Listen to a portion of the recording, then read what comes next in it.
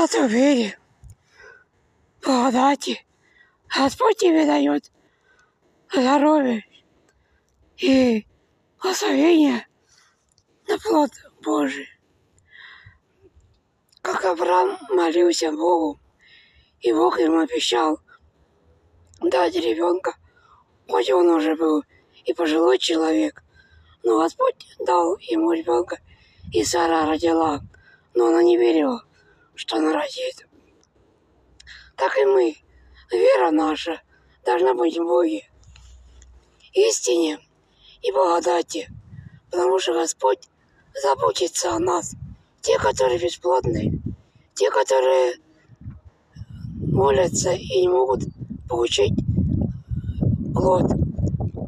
Будьте в вере и истина Иисуса Христа. Вера всегда поможет вам.